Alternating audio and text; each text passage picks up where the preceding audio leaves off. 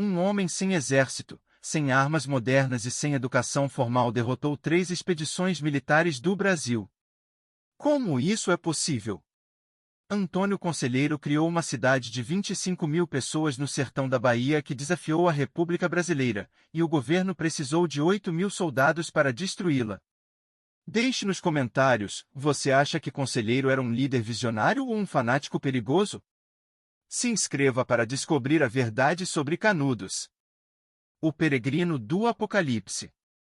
Antônio Vicente Mendes Maciel nasceu em 1830, na província do Ceará, filho de uma família de pequenos comerciantes que conheceu a ruína financeira e a desintegração familiar.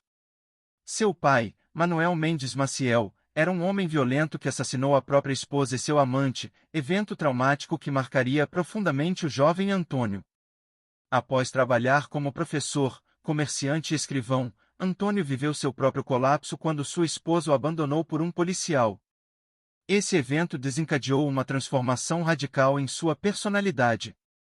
Ele abandonou tudo e passou a peregrinar pelo sertão nordestino, vestindo um hábito azul de brim grosso, deixando crescer os cabelos e a barba, assumindo a aparência de um profeta bíblico que impressionava profundamente as populações sertanejas.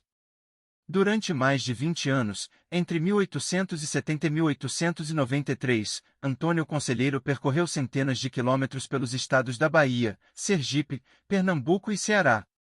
Sua rotina era metódica, chegava a uma povoação, pedia permissão ao vigário local para pregar, organizava mutirões para reconstruir igrejas, cemitérios e açudes, e realizava missas, batizados e casamentos para populações que viviam abandonadas pelas autoridades.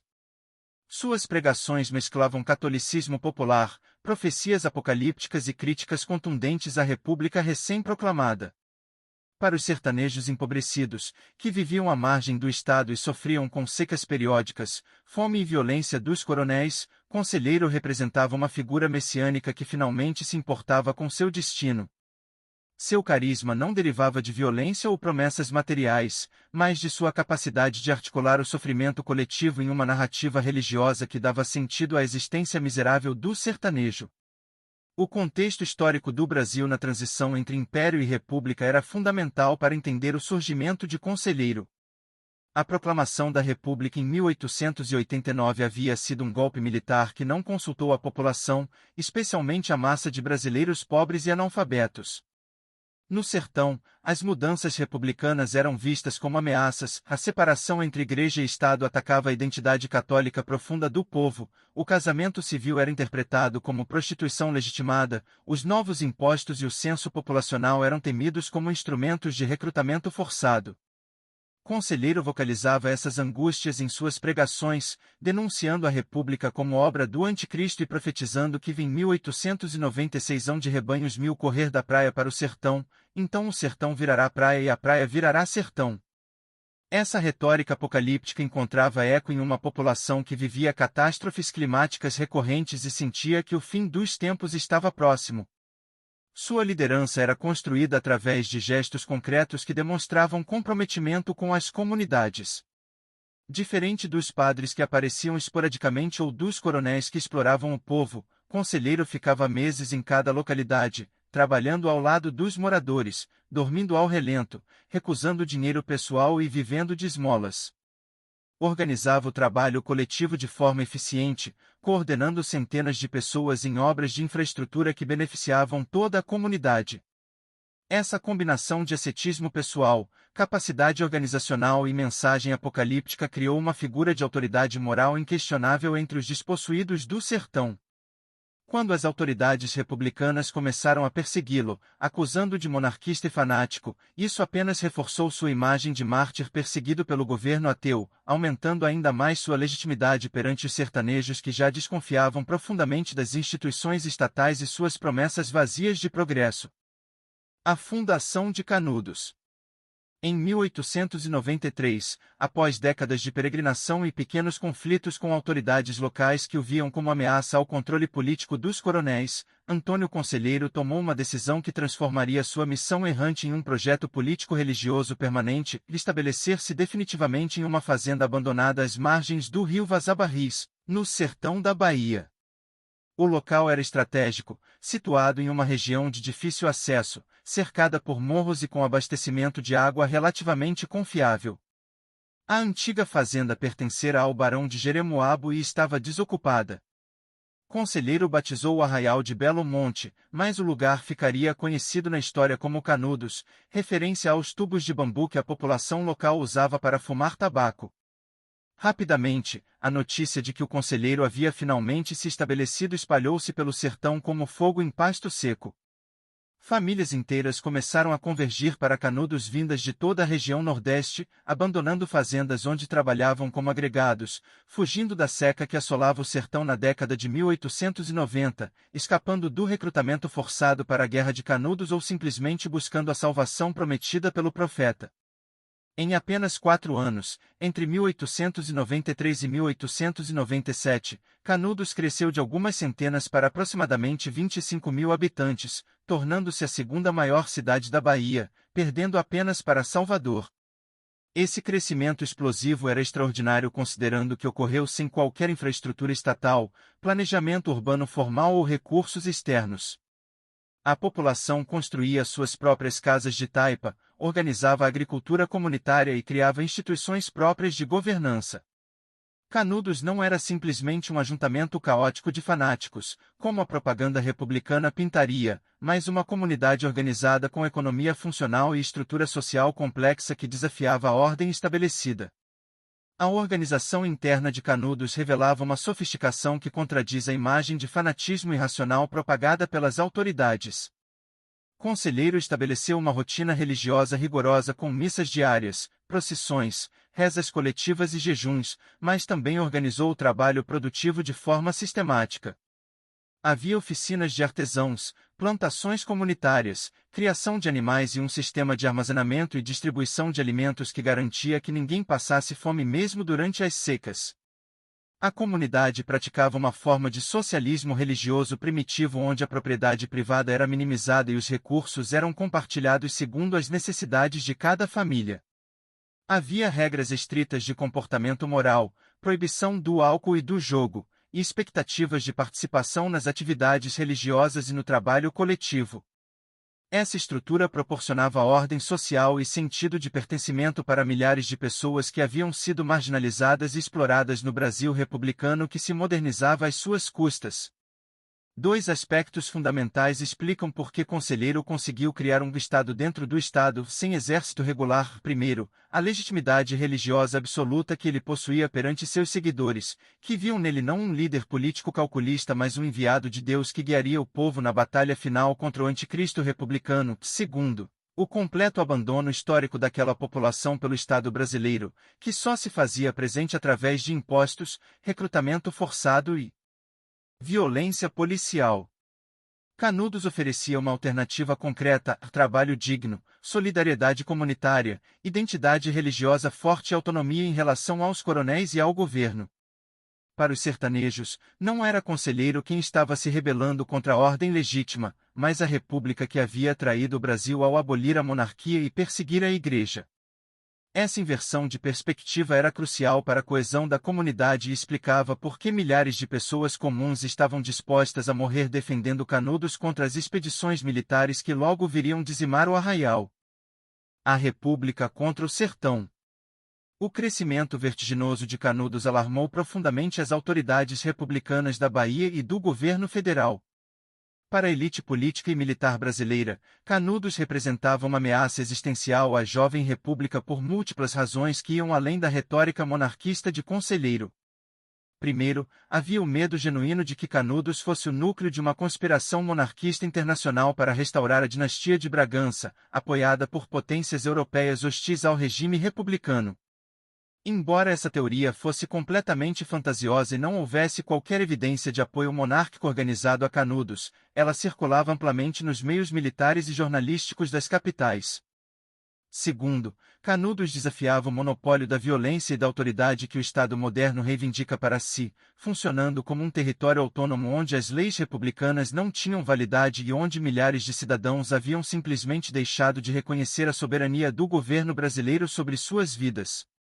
Terceiro, e talvez mais importante para as elites locais, Canudos estava causando uma crise econômica no sertão ao atrair a mão de obra que os coronéis dependiam para suas fazendas. Milhares de trabalhadores rurais que antes viviam como agregados, vaqueiros ou pequenos poceiros, trabalhando nas propriedades dos grandes latifundiários em condições de semi-escravidão, haviam simplesmente abandonado suas posições e migrado para Canudos, onde podiam trabalhar para si mesmos e para a comunidade. Isso estava causando escassez de trabalhadores nas fazendas e aumentando o poder de barganha daqueles que ficavam. Os coronéis pressionavam o governo estadual para destruir Canudos e forçar o retorno dos trabalhadores. Havia também o elemento ideológico, a elite republicana brasileira, influenciada pelo positivismo e pelas teorias raciais europeias da época, via o sertanejo como racialmente inferior, supersticioso e incapaz de autogoverno, precisando ser civilizado à força se necessário. Canudos, com seu catolicismo popular, suas profecias apocalípticas e sua rejeição dos valores modernos republicanos, representava tudo que essa elite desprezava e temia. A escalada do conflito foi gradual mas inexorável. Inicialmente, havia pequenos incidentes. O conselheiro recusou-se a pagar impostos republicanos que considerava ilegítimos, queimou publicamente editais do governo. Seus seguidores entraram em confronto com coletores de impostos e autoridades locais.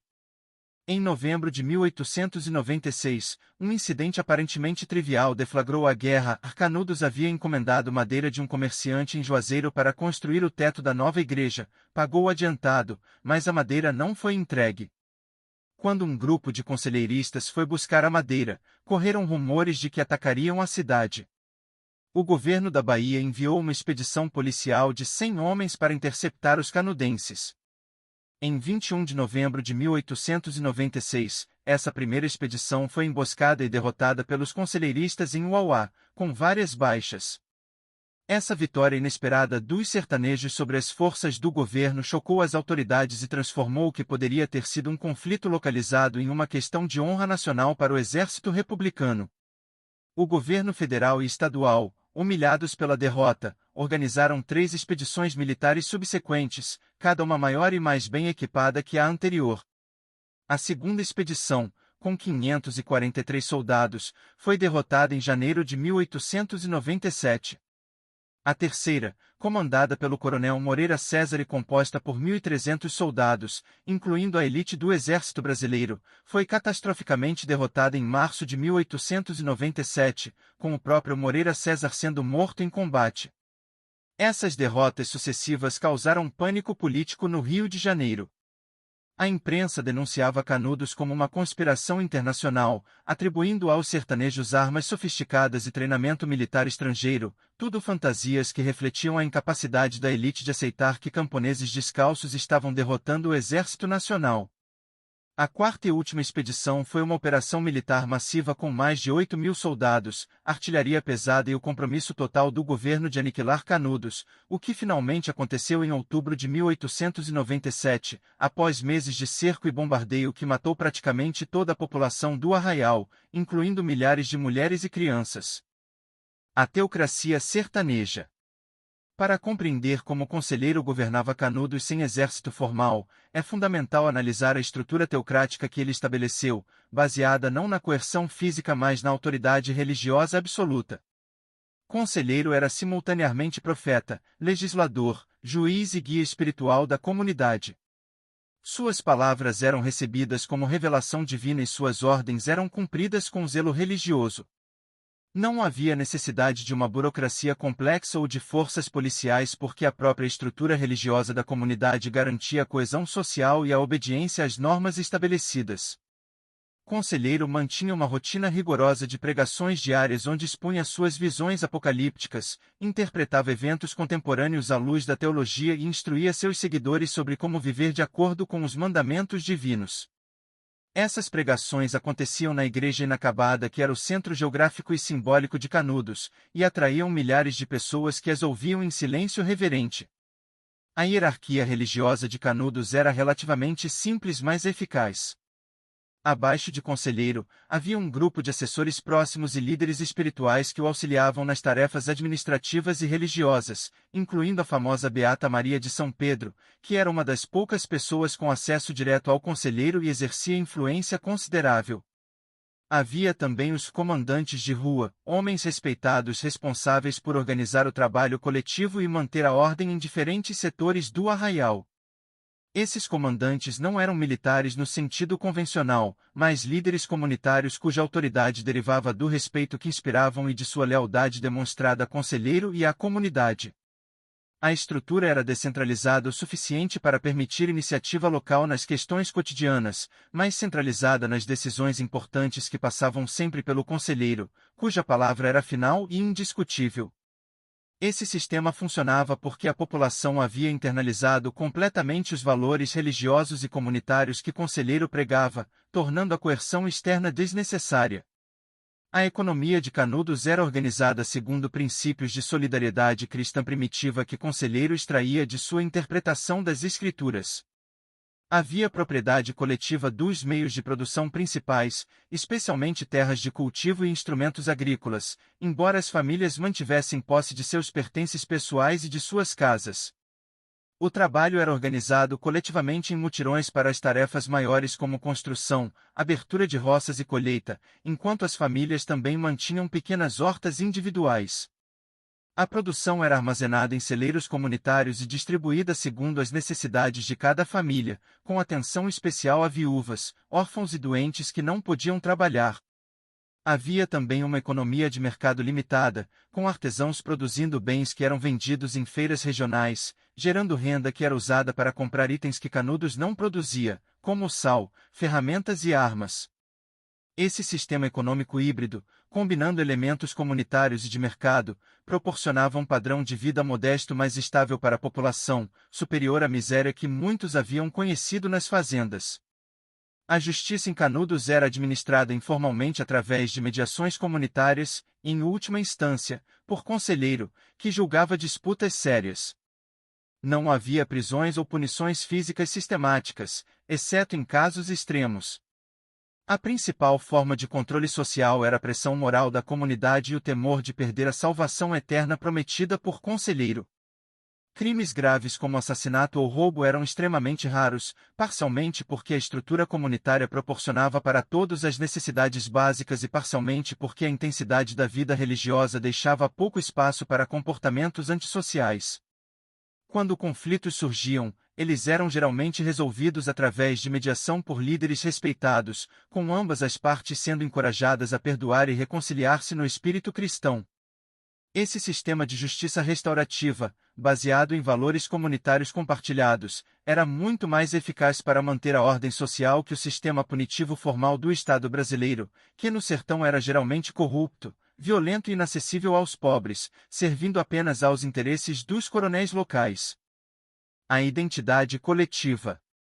A força de Canudos residia fundamentalmente na identidade coletiva profunda que unia seus habitantes, uma identidade forjada através da combinação de elementos religiosos, culturais e políticos que transformava indivíduos fragmentados e marginalizados em uma comunidade coesa com senso de propósito histórico. Os conselheiristas não se viam simplesmente como moradores de mais um povoado sertanejo, mas como o povo eleito de Deus, vivendo os últimos dias antes do Apocalipse, resistindo às forças do Anticristo encarnadas na República. Essa narrativa apocalíptica dava significado transcendente a cada aspecto da vida cotidiana, transformando o trabalho agrícola em preparação para o reino de Deus e a resistência militar em batalha cósmica entre o bem e o mal. Para pessoas que haviam vivido toda a vida na mais absoluta marginalidade social, tratadas como sub-humanas pela elite brasileira, essa narrativa oferecia dignidade, propósito e esperança que o mundo externo jamais havia proporcionado. A identidade conselheirista era reforçada através de rituais coletivos intensos que marcavam o ritmo da vida em Canudos.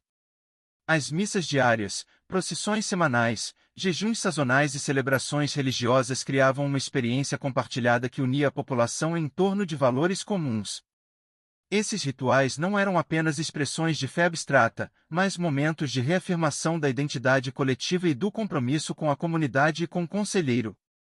Durante as procissões, milhares de pessoas caminhavam juntas cantando hinos e carregando imagens de santos, criando um espetáculo de poder coletivo que reforçava a sensação de pertencer a algo maior que si mesmo. As pregações de Conselheiro funcionavam como educação política disfarçada de teologia, explicando aos analfabetos a história do Brasil, denunciando as injustiças que sofriam e prometendo justiça divina. Essa pedagogia religiosa criava uma consciência coletiva de opressão e resistência que politizava a população sem usar vocabulário político formal. A alteridade radical de Canudos em relação ao Brasil republicano era cultivada deliberadamente por Conselheiro e seus seguidores. Eles recusavam os símbolos do novo regime, mantinham lealdade verbal à monarquia abolida, rejeitavam as leis republicanas e criavam suas próprias instituições paralelas. Essa rejeição não era apenas retórica, mas se manifestava em práticas concretas. Canudos não pagava impostos, não reconhecia autoridades republicanas, não participava de eleições e não permitia recrutamento militar. Essa autonomia radical criava uma fronteira clara entre nós, os conselheiristas fiéis, e eles, os republicanos ateus, reforçando a coesão interna através da oposição externa. Quando as expedições militares começaram a atacar Canudos, isso apenas confirmou a narrativa apocalíptica de Conselheiro e fortaleceu a identidade coletiva, transformando cada habitante em guerreiro disposto a morrer pela comunidade e pela salvação eterna prometida. A perseguição externa funcionou como catalisador de unidade interna. A dimensão étnica e racial da identidade conselheirista, embora raramente discutida explicitamente pelos próprios habitantes, era fundamental para entender a profundidade do conflito com a República. Canudos era composto majoritariamente por mestiços, negros libertos e seus descendentes, e índios que haviam sido historicamente marginalizados e explorados pela sociedade brasileira. A República, controlada por uma elite branca influenciada por teorias raciais europeias, via essa população como racialmente inferior e destinada à subordinação ou eliminação. Conselheiro, ao oferecer dignidade e protagonismo a essas pessoas, estava implicitamente desafiando a ordem racial brasileira. Embora sua mensagem fosse religiosa e não racial, o efeito prático era criar um espaço onde pessoas racialmente oprimidas podiam viver com autonomia e dignidade. Essa dimensão racial do conflito explica parcialmente a extrema violência com que a República atacou Canudos e a recusa em negociar ou aceitar rendição, preferindo o genocídio total, incluindo a degola de prisioneiros e o assassinato sistemático de mulheres e crianças após a queda final do Arraial. A militarização defensiva. Embora Antônio Conselheiro nunca tenha organizado um exército no sentido formal, a intensificação dos ataques republicanos forçou Canudos a desenvolver capacidades militares defensivas sofisticadas que permitiram aos conselheiristas resistir a 4 expedições militares e infligir milhares de baixas ao exército brasileiro.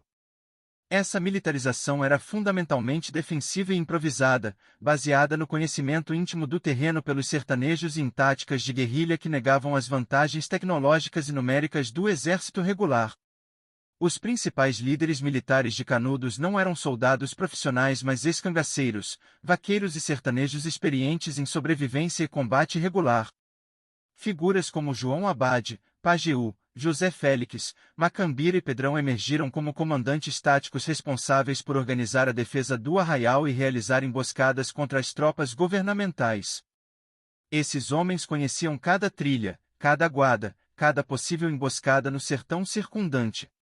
A estratégia militar de Canudos explorava sistematicamente as fraquezas das expedições republicanas. As tropas governamentais, compostas por soldados urbanos não adaptados ao clima árido do sertão, sofriam terrivelmente com a falta de água, o calor extremo, a vegetação espinhosa da caatinga e as doenças. Os conselheiristas, nativos daquele ambiente, moviam-se facilmente pelo terreno hostil e atacavam as colunas militares em emboscadas devastadoras, especialmente em desfiladeiros onde as tropas não podiam se desdobrar, disparando de posições elevadas e então desaparecendo na caatinga.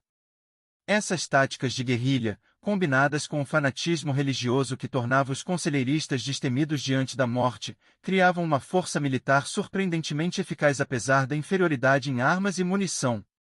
A vitória mais espetacular foi a derrota da terceira expedição comandada pelo coronel Moreira César, herói republicano, cuja morte em combate humilhou o exército e forçou o governo a organizar a massiva quarta expedição. A organização militar interna de Canudos era descentralizada e flexível. Não havia um exército permanente com hierarquias rígidas, mas sim uma milícia popular onde todos os homens adultos eram potencialmente combatentes. Os comandantes como João Abade coordenavam a defesa geral e organizavam emboscadas ofensivas, mas muito da luta acontecia em nível local com grupos de sertanejos defendendo seus próprios setores do arraial. Essa descentralização tornava Canudos resiliente à destruição de lideranças específicas, pois não havia um comando centralizado cuja eliminação poderia desmoralizar a resistência. Cada combatente estava motivado não por disciplina militar externa mas por compromisso religioso interno com a comunidade e com o conselheiro. As mulheres de Canudos também participavam ativamente do esforço de guerra, não apenas suprindo os combatentes com comida e munição, mas em alguns casos lutando diretamente, especialmente na defesa final quando a situação tornou-se desesperadora e toda a população mobilizou-se contra o massacre final. O armamento de Canudos era precário comparado ao exército republicano, mas suficiente para infligir baixas significativas. Os conselheiristas possuíam espingardas velhas de caça, bacamartes, facões e algumas armas de fogo mais modernas capturadas das expedições derrotadas. A munição era escassa e frequentemente fabricada artesanalmente, com projéteis de chumbo fundido, pregos e pedaços de metal. Apesar dessas limitações, os conselheiristas compensavam com pontaria superior, conhecimento do terreno e disposição de aproximar-se do inimigo em combates corpo a corpo onde suas facas eram letais. A quarta expedição finalmente destruiu Canudos não por superioridade tática, mas por pura superioridade numérica e tecnológica esmagadora. Os militares cercaram completamente o arraial, cortaram o abastecimento de água e comida, bombardearam sistematicamente as casas com canhões Krupp, e então realizaram assaltos frontais custosos em vidas mas inevitavelmente vitoriosos pela diferença de recursos. Mesmo assim, os últimos defensores de Canudos lutaram até o fim, preferindo a morte ao retorno à opressão que haviam conhecido no Brasil republicano. O significado político. Canudos representou muito mais que um movimento religioso messiânico, foi uma experiência radical de autonomia política popular que desafiou frontalmente o projeto de modernização autoritária da República Brasileira.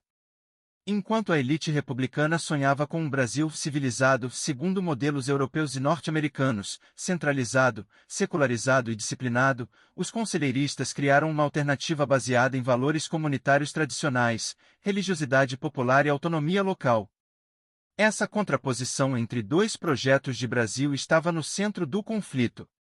Para os conselheiristas, a República representava a destruição de seu modo de vida, a imposição de leis e impostos estrangeiros aos seus costumes, a subordinação completa aos interesses de uma elite urbana que os desprezava. Canudos era sua resposta à criação de um espaço autônomo onde podiam viver segundo seus próprios valores, governar-se a si mesmos e manter sua identidade cultural e religiosa contra as forças homogeneizadoras da modernização capitalista. A historiografia sobre Canudos evoluiu significativamente desde a obra pioneira de Euclides da Cunha, Os Sertões, publicada em 1902. Inicialmente retratado como fanatismo irracional e atraso civilizacional, estudos posteriores reconheceram Canudos como forma legítima de resistência popular contra a opressão e a marginalização. Historiadores contemporâneos analisam Canudos através de lentes de movimentos sociais, resistência camponesa, utopias religiosas e conflitos entre projetos alternativos de modernidade. Alguns marxistas interpretaram Canudos como proto-socialismo agrário, embora essa leitura seja problemática dado o caráter fundamentalmente religioso do movimento. Outros enfatizam dimensões de resistência racial e étnica, destacando como Canudos ofereceu espaço de dignidade para negros, mestiços e indígenas sistematicamente excluídos da cidadania republicana. Antropólogos estudam Canudos como exemplo de cosmologia alternativa que organizava completamente a vida social segundo princípios religiosos, criando realidade paralela ao mundo secular moderno. A destruição de Canudos em outubro de 1897 foi genocídio deliberado que revelou a natureza autoritária e excludente da República Brasileira. Após meses de cerco e bombardeio, quando o arraial finalmente caiu, as forças militares massacraram sistematicamente os sobreviventes, incluindo mulheres, crianças e idosos. Prisioneiros foram degolados em massa, e suas cabeças foram exibidas como troféus em Salvador e no Rio de Janeiro. O próprio Antônio Conselheiro havia morrido em 22 de setembro, provavelmente de disenteria, semanas antes da queda final. Seu corpo foi exumado e sua cabeça foi decapitada e enviada para Salvador, onde foi examinada por médicos que buscavam sinais de degeneração racial e loucura que explicassem seu fanatismo, aplicando as pseudociências raciais da época. Esse ato de profanação simbolizou a vitória da civilização sobre a barbárie, mas também revelou o barbarismo da própria civilização republicana que preferiu o extermínio à negociação ou à compreensão. O legado de Canudos para a história brasileira é profundo e contraditório. Por um lado, sua destruição demonstrou os limites estreitos da cidadania republicana e a disposição das elites de usar violência extrema contra movimentos populares autônomos. Por outro, Canudos inspirou gerações subsequentes de movimentos sociais brasileiros que buscaram autonomia, justiça social e reforma agrária, desde as ligas camponesas dos anos 1950-60 até o movimento dos trabalhadores rurais sem terra. Canudos mostrou que é possível para populações marginalizadas criar alternativas viáveis ao sistema dominante, mesmo que temporariamente. Mostrou também a criatividade política dos subalternos que, através da linguagem religiosa disponível, articularam demandas por dignidade, autonomia e justiça que permanecem relevantes. A memória de Canudos permanece viva no imaginário popular brasileiro como símbolo de resistência contra a opressão estatal, inspirando literatura, música, cinema e teatro que continuam reinterpretando seu significado para novas gerações. A liderança carismática.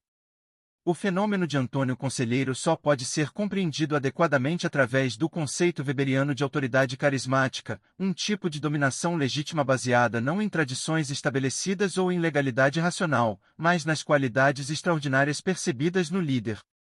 Conselheiro incorporava perfeitamente esse tipo ideal, sua autoridade não derivava de posição herdada, eleição democrática ou nomeação burocrática, mas do reconhecimento por seus seguidores de que ele possuía dons espirituais excepcionais que o conectavam diretamente ao divino.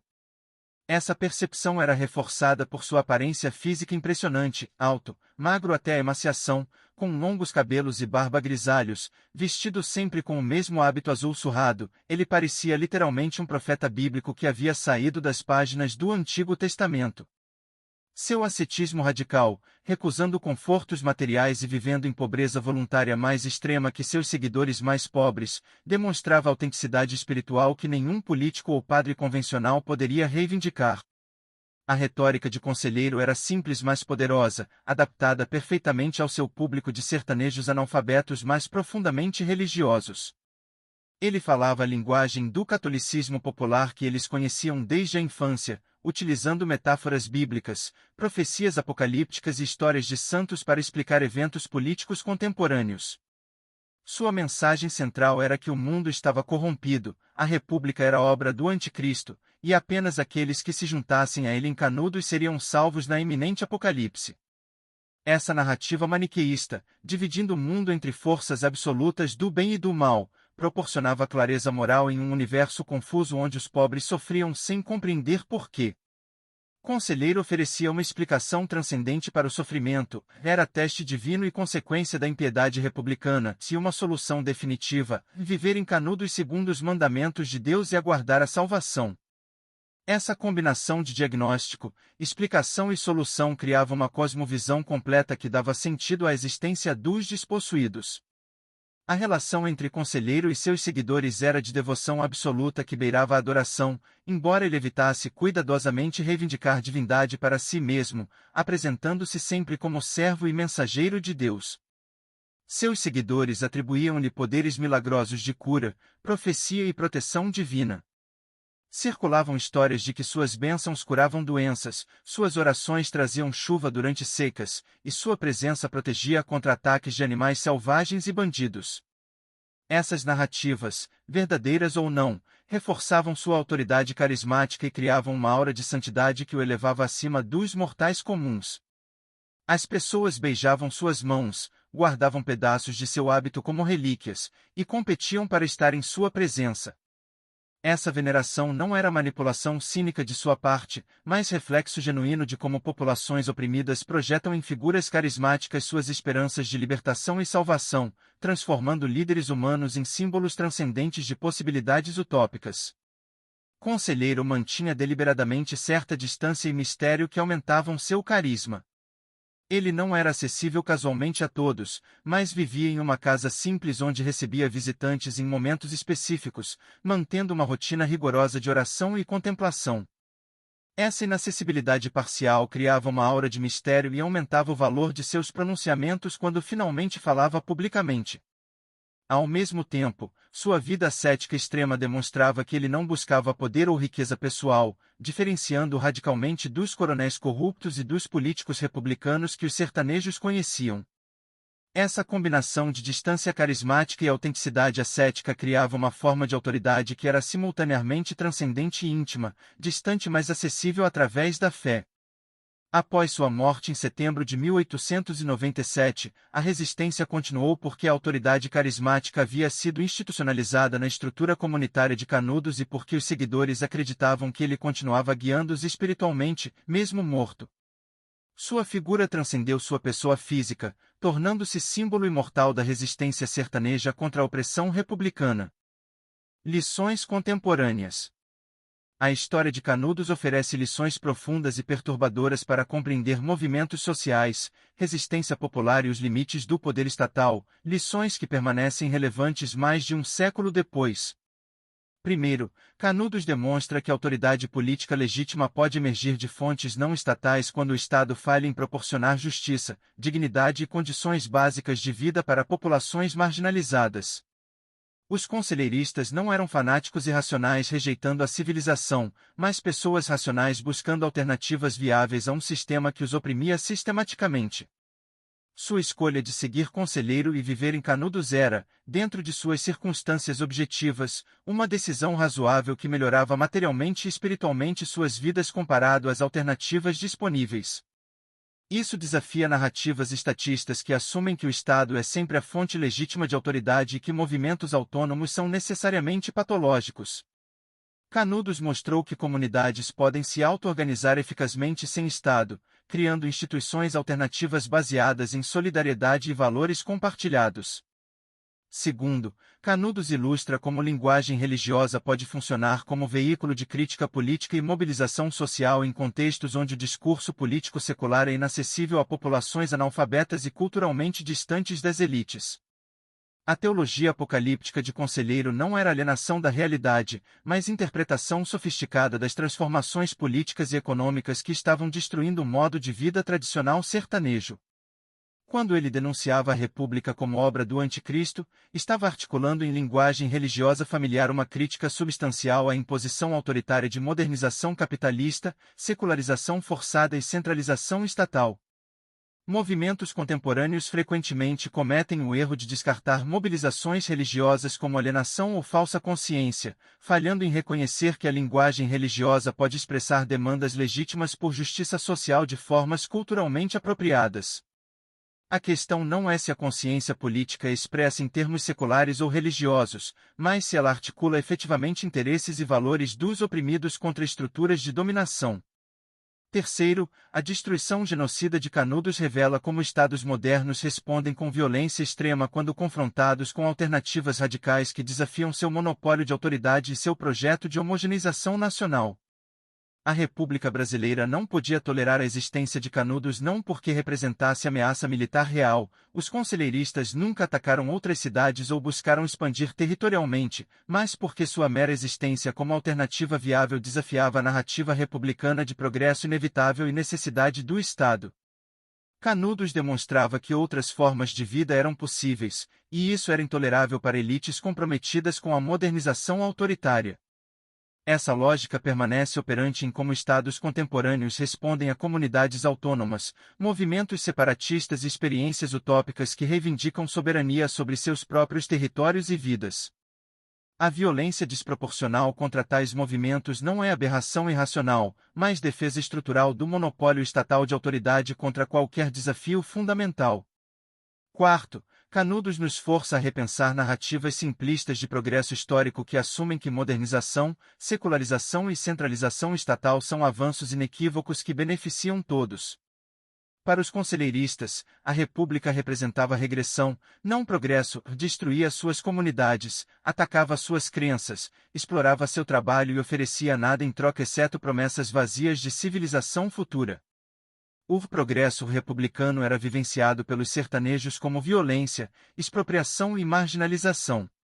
Essa perspectiva desafia teleologias históricas lineares e nos obriga a reconhecer que processos históricos produzem simultâneos vencedores e perdedores, e que as narrativas dos vencedores, modernização, progresso, civilização, obscurecem as experiências dos perdedores, despossessão, destruição cultural, genocídio.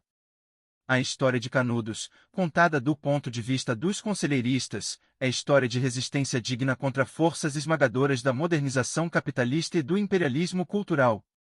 Quinta e finalmente, Canudos demonstra a extraordinária capacidade criativa de populações marginalizadas para construir alternativas viáveis quando proporcionadas espaço e autonomia, mesmo com recursos materiais mínimos.